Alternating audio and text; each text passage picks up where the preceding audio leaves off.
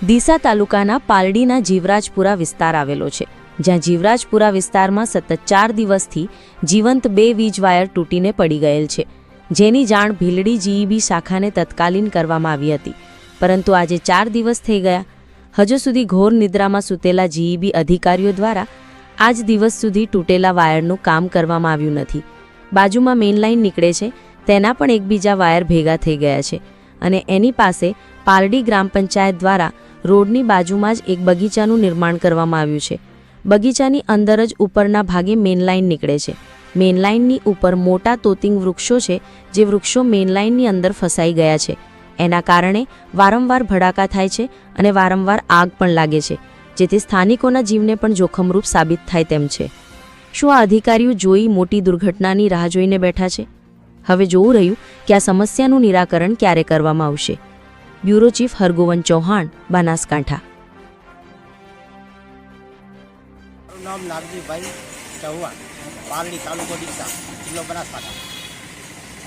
પંચાયત પાલડીમાં બગીચો બનાવેલો છે, રોડમાં છે જીવરાજપુરા, અને એની બાજુમાં મારું ઘર આવેલું છે અને એ વાયરો બધાય ઝાડીની અંદર ફસાઈ ગયેલા છે, બરાબર। પછી બાજુમાં સાઈડમાં બીજો રસ્તો નીકળ્યો છે, એ મારા ઘરનું મીટર લીધેલું છે, પછી ત્યાં પણ વાયર ઠેઠ વાળીને અડી અને નેચા આવ્યા છે, બરાબર।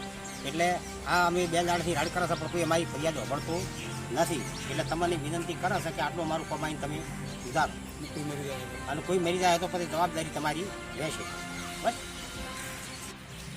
મારું નામ ચૌહાણ ઉમેદભાઈ જીવરાજભાઈ ભાઈ, ગામ પાલડી, જીવરાજપુરા, તાલુકો ડીસા, બનાસકાંઠા।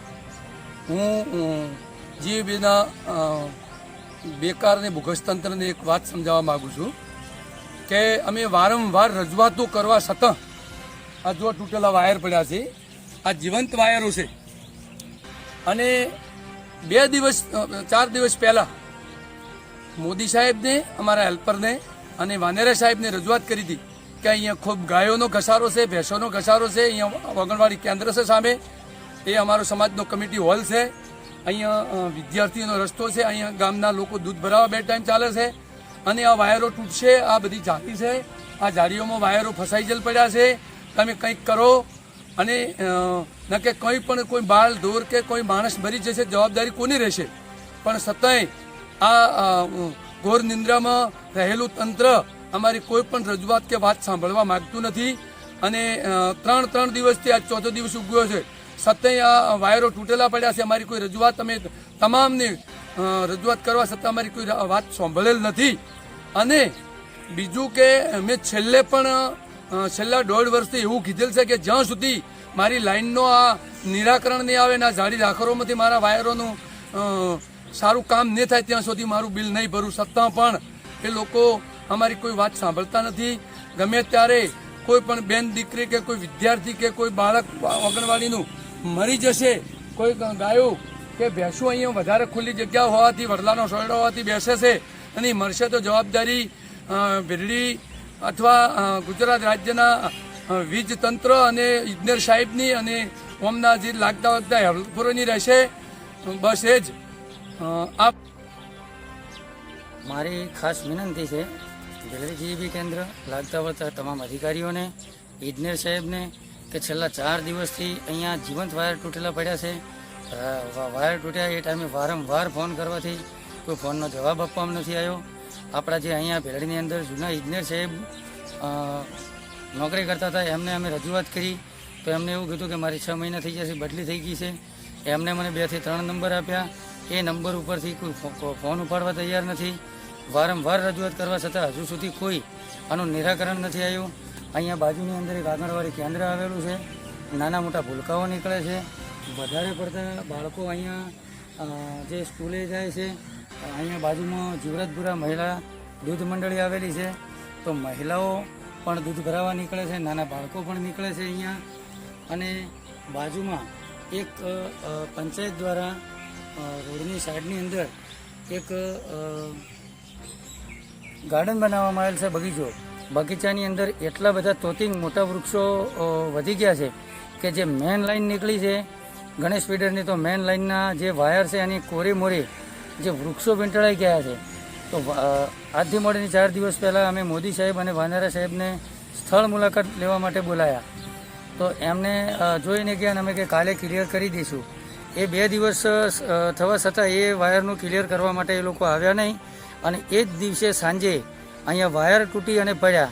અહીંયા જે ખુલ્લી જગ્યા અને ચોમાસાની અંદર ઘાસચારો ઉગે એટલે ચારવા માટે ગાયો અને ભેંસો, રળવ ગાયો પણ ઘણી બધી આવે છે. છતાં જો અહીંયા કોઈ ગાય કે ભેંસ કે કોઈ નાનું બાળક કે માણસ મર્યું તો એની જવાબદારી જીઈબીની, જિલ્લા જીઈબીની અને લાગતા વળગતા તમામ અધિકારીઓની આ જવાબદારી રહેશે.